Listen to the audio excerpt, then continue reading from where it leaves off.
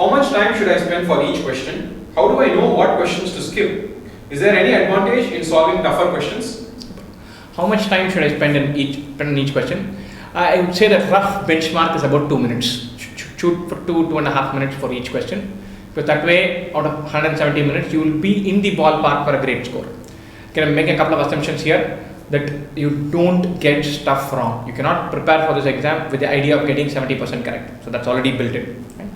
The second part, this is closely linked with how do you choose questions. Right?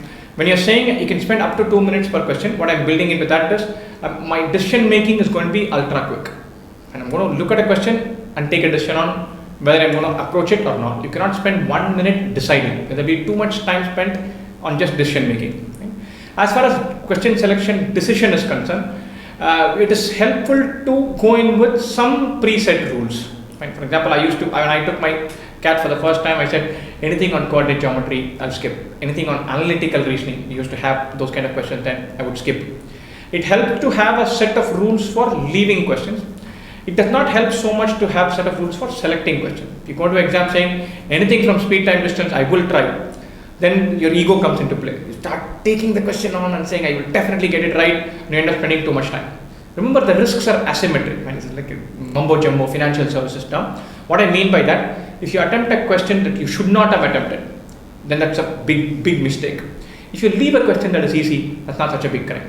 Getting sucked into a tough question each time makes you come under pressure for the next questions, and it just affects you psychologically in the exam. But leaving an easy question, you don't even know that question was easy.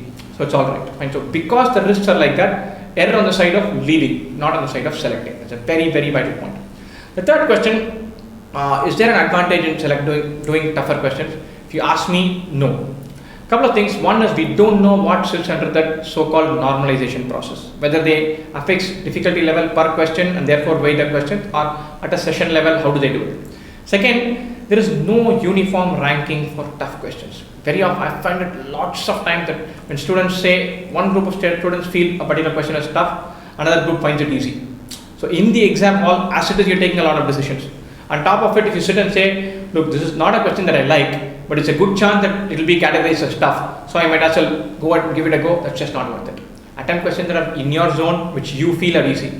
If luck goes your way, some of them are going to be considered tough by the majority and you're sailing through. There is no percentage in trying to figure out tough questions and answering them. Just don't take that approach.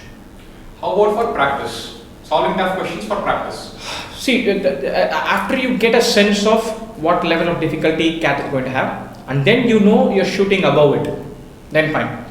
Going for this insanely tough questions or slightly tougher questions, there are two problems. One is, before you have a sense, you keep trying that and you get intimidated and you get disillusioned. You start believing that this exam is way tougher than it actually is. The number of people who have fallen into this category is huge. They go into the exam and very often they panic because the paper is too easy. That is one issue. Two, it's just time management. If I have to go for a 100-meter dash, there's no point practicing for 10 kilometers a day. And so you have only so much time to prepare. Spend most of the time in the relevant level of difficulty, relevant style of topics. Something to pique your curiosity, something where your understanding gets better if you approach a tougher question. You become slightly more confident if you believe that I can attempt question even slightly tougher than what I'm likely to see in CAT, all that is fine. But very often I find students tipping over and attempting tougher and tougher question because they get some kicks out of it and it's not worthwhile.